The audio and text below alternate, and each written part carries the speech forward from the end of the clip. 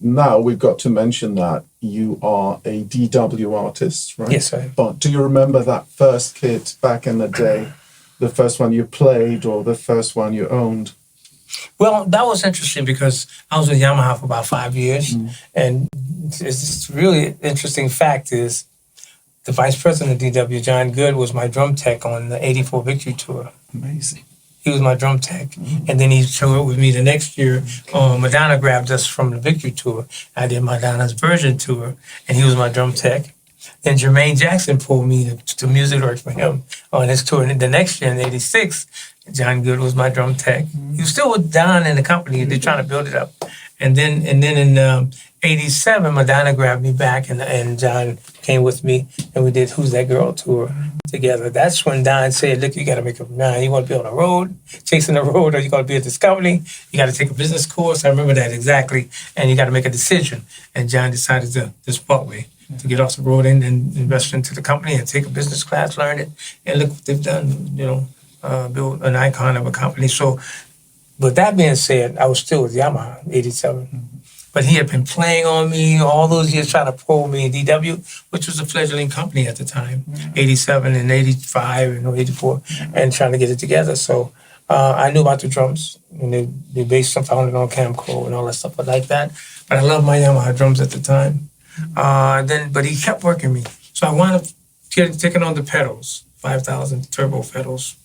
Then he wound up getting me a seat, gradually feeding me some stuff and getting me, pulling me in. And then it was until I did Elton John, and John wasn't my tech then, in 88, and then 89, 2 tours of Elton. And that's when I decided, you know what? I think I want to try John's drums out, because we were still in communication. So in 89, I called him. I said, look, I want to try the drums out. I'm thinking about coming over to you. Because he was my friend, but besides my tech, all those years, 5 years.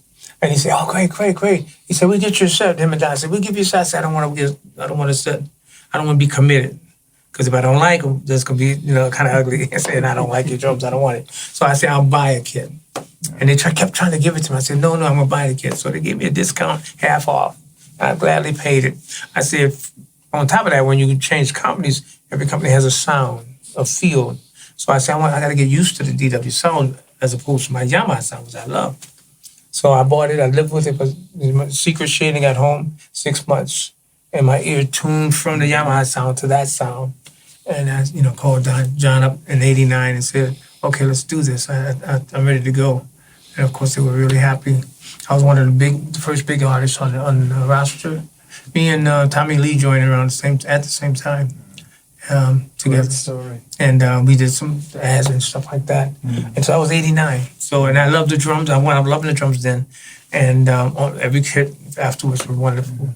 And I've been with them since then, loyal to them. Other companies try to pull, and there's interest there, I had no contract, so I was free to do what I want. I looked at other companies, but I wound up playing my DWs, and I said, no, I think I'll stay here.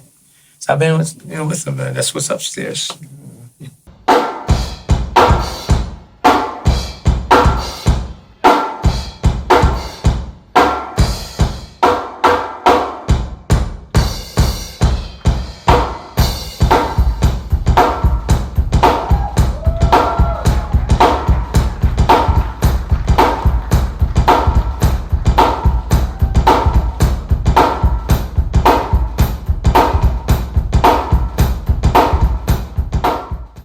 And you've got your own sticks. Maybe you'd like to tell our viewers about that. Yes. I'm an artist as well as multiple faceted creative person.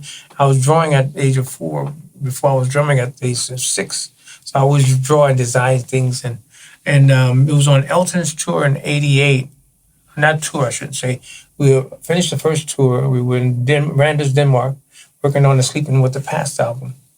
And TV goes off at 9 o'clock, and it's like, man, I'm bored. So I always bring my drawing tablet and draw and do something creative. So I got this vision of this stick, the double-ended stick, because it was invented because I choose on the back end, but then on the snare drum for more volume, power and volume. I use, of course, the natural tip for the cymbals and hi-hat and ride. So it got to be sometime to do ballads, you got to flip the stick over and do bells and stuff like that. So I said, what if I had a tip on the other end of it, but still keep it voluminous, with a nylon tip because I use nylon. So I drew it out as an artist I am, and it came out really, really nice. So I sat on it for a long time. So I was 88, and I wasn't until 94 I showed it at the Nashville NAMM show. Promark, my endorsement, stick endorsement company. They said, we can make this. Yeah, we can make this. So they started making it in 95. They introduced it to the world. It's my duo. They call it the duo. And Model 722. And Jonathan Moffett, stick. So someone's been selling it until they sold out through D'Addario. And D'Addario took over. And the quality went down. I was on the Cirque du Soleil Michael Jackson Immortal Tour. The quality wasn't the same.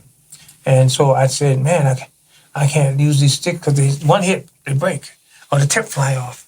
And, I don't mean to bad rap people, and then some of them roll them and it was kind of weirdly warped. One was heavier than the other, things like that. So I'm going to get sticks because this is my stick I'm used to playing with. And it wasn't until years later, it was like 4 years ago, I decided, only way I can do this. I had spares saved up from Promark. So I was using those in the meantime, but I said, when I run out, what I'm going to do? I said, it's my design, so I should try to make my own stick.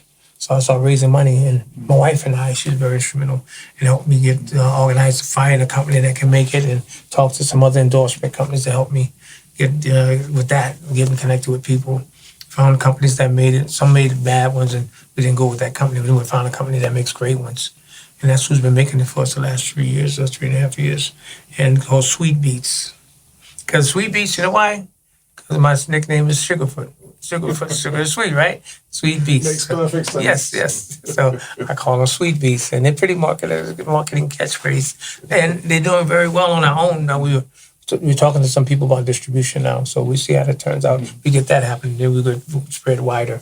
But we got that and also my jewelry drum key. Yes, there's that as well. Yeah, design as well. Yeah. Okay. Thank you very much for your time. You're very welcome. And best of luck with all your future endeavors, and good luck tonight. Thank you so much. And hope to see you again maybe sometime. Yeah, I hope I come back through, get back through here. Thank you. Yeah, my pleasure. Thank you.